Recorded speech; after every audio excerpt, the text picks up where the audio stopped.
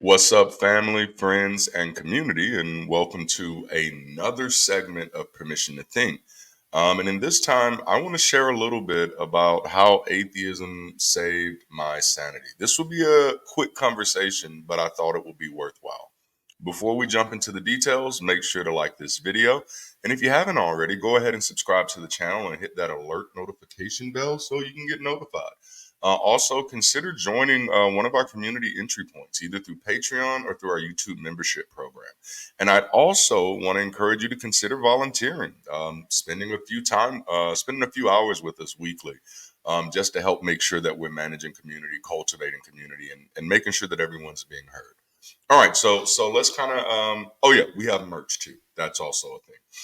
But let's kind of jump into this a little bit. I was brainstorming this weekend. I actually wanted to get this out yesterday, but I've actually been a little under the weather. So you may hear me sniffling a little bit in this video. But while outside, it may have been Saturday or Friday, I was outside thinking and I was like, oh man, after sharing, I believe, on Deep Drinks, how my mental health has just improved so much over the past decade. And so much of that had to do with me being willing to engage critical thinking and my departure from the faith. And so I identified a few key areas that I wanted to run through just kind of very quickly. One of the biggest things, and again, I am in no way suggesting that everyone's relationship with religious superstition results in these type of mindsets. I am saying that I am one person that these were the results of my engagement with religious superstition. So the first one was a fear of pain, right?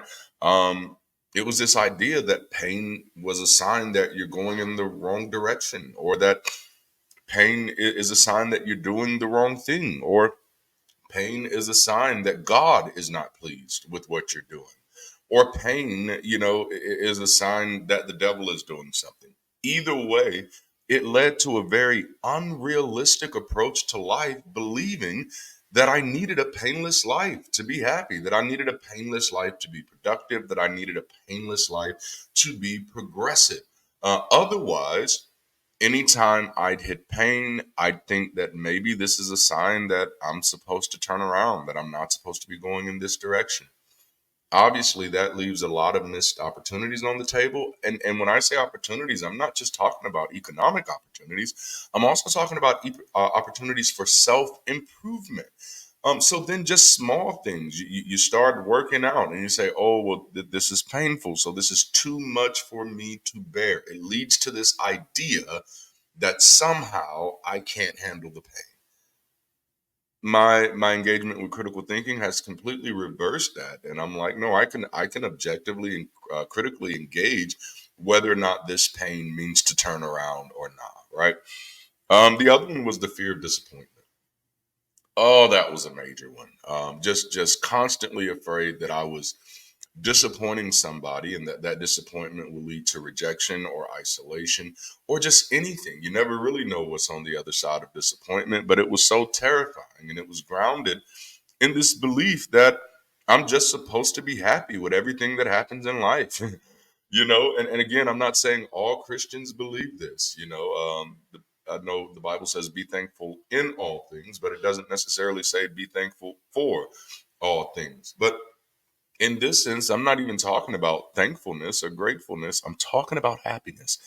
And a lot of times that's why I was so afraid of disappointment, because disappointment would ideologically interrupt my happiness. And if I'm not happy, then obviously that means I'm doing something wrong. That something is wrong with my life because I'm not happy. Now I want you to understand how dangerous that is. At that moment, you put your emotions in the driver's seat, and you're really not healthily engaging with what's going on. And that was definitely me. So it was just this constant fear of, well, I don't want to say the wrong thing because this person may be disappointed. There are certain things that I wanted to try and decided not to try because I was afraid that this would disappoint people. I remember several times I was working on music, producing music for other people, writing music for other people. And then you'd have Christians be like, oh, why are you writing secular songs for them? You got to pick one side of the fence and all this stuff. So there was just always, oh man, I'm going to be disappointing somebody with either decision I make. And that does tend to lead to indecision. The third one was the fear of rejection, right? Similar to the fear of disappointment, but disappointment is just a fear of someone not, being excited or okay with what you're doing. I often say disappointment is the child of false expectations. But when you're dealing with rejection, and I think that's something we all deal with. It's this idea of someone says, "I don't want you in my life," or "I don't want you to be around me," or "I don't want your idea," or "I don't feel like you're good enough." All of these things, rejection, because I think for me as a Christian, anyone rejecting me almost felt like God was rejecting me. And I mean, you can kind of hear it in some of the things I've shared so far. If I'm feeling pain, it's something to do with God doesn't want me to do this. If I'm disappointed, it's something, well, God didn't show them this about me. Or if I'm rejected, it's because God is rejecting me. If I mean, think about it this way.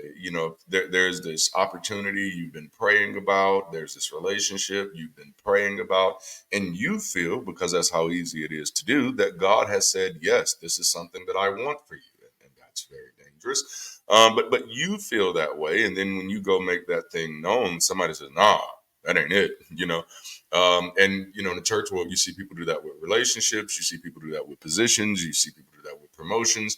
You see people do that with all types of things. So someone would say, "You know what? I really prayed about getting this new car, and my pastor prayed with me, and the prophet came to church, and they said I was going to go get it." And you get set up.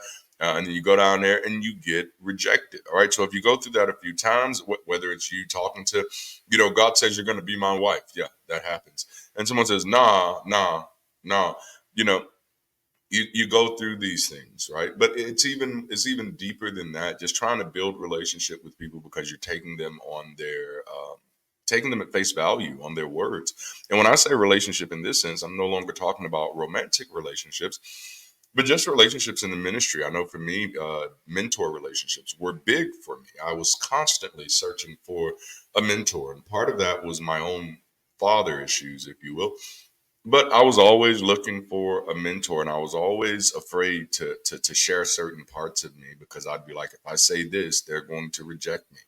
And one thing that I had been taught, since I was young, is that my intellectual curiosity was offensive, and so I did my best not to share too much, because once people get offended with you in the church, it gets ugly real quick. At least that was my experience. So fear of rejection, it was just this feeling like I absolutely need to be accepted. I don't know if you realize now, but all of these fears were based in unsubstantiated needs. The fear of pain was this idea that I thought a painless life was necessary. That's nowhere near necessary for me now. Disappointment, I thought that happiness only was necessary. Again, nowhere near necessary for me now. I thought that only being accepted by other people was necessary. I thought that, and then now we get from rejection to separation. I thought that I never needed to be alone. I thought that being alone was dangerous. And being alone was a sign that something was wrong with you. That you were born into this earth missing a whole piece of yourself, and you have to go find that other piece of yourself. That's the romantic side, but you also need other people to help you do things, and there is some truth to that. Yes, I mean, none of us are an island unto ourselves, but if you get to the point where you're just terrified of being separated from other people, or having to separate from other people, which is now a choice I've made a few times now, having to separate from other people, then you're really never comfortable with yourself, you know and that was mind wreck. I mean, really, it was wreaking havoc on my sanity, in the sense that what I didn't realize, what I was depriving myself of seeing my own value, and being okay with myself, being okay if nobody else saw that value, being okay spending time with me if nobody else wanted to spend time with me. There was this other narrative of popularity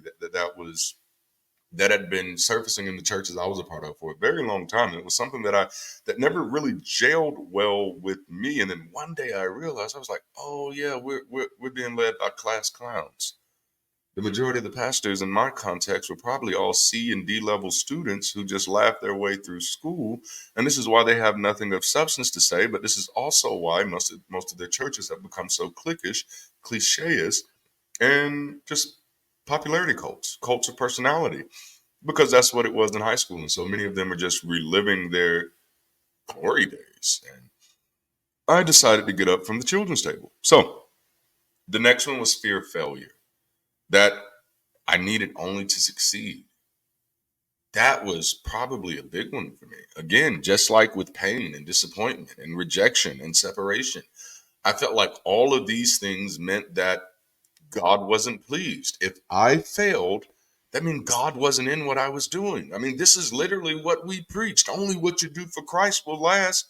And so I was doing things and they weren't lasting, then obviously God wasn't in those things. But God must be important because it's been lasting for a really, really long time. You see how there's not much critical engagement in that type of approach to life. So I was absolutely terrified of failure. If I started doing something and I felt like it would fail, I would start to detach from it. If something failed, I didn't really want to talk about it. I didn't want to deal with, well, actually, I didn't mind dealing with my own failures. And that's interesting, my personal shortcomings. But like actually aiming for something, nope. When I wrote my first book, Significant, I realized that about myself. I went through this period where I imagined my life. I'm like, hey, why didn't I do this, and this? Because I could be here, here, here, and here. And I realized that I had been afraid to get in the ring. I had been afraid to lose a fight. I was a part of a theology that said stuff like God never lost. And he never lost a battle. That's a song. But God never loses. And so what would that mean if I did something and I lost? It would mean that I was out of alignment with God. Now, I this is going to sound weird to some of you, but I absolutely love failure. I'm not afraid of failure in any sense of the word. I'll try it. Let's go. Let's see what happens. Because I now realize that the only way for me to even understand how to succeed is for me to learn from the failures. When I study other people, I realize that that have been able to do the things that they wanted to achieve were all people who were willing to fail to get there. I am now one of those people. And I can thank my atheism for that. And then the last one is the fear of no support. And that was just a fear that was this based in this belief that I couldn't do it on my own. And that was constantly reinforced in the churches I was a part of. You can't do it on your own. If God don't do it, it can't be done. And so this was an idea that definitely made me there are some people who are people pleasers. I was a crowd pleaser. I was just going to do whatever the church crowd was doing and wanted to be done because I didn't want to do something where they wouldn't support me anymore. Now, I frankly could care less. Um, I'm living my life according to the things that I understand about the world around me, and that has saved my life. And I wanted to share that with you, and I hope that there's some value in that. All right, so that's all I have.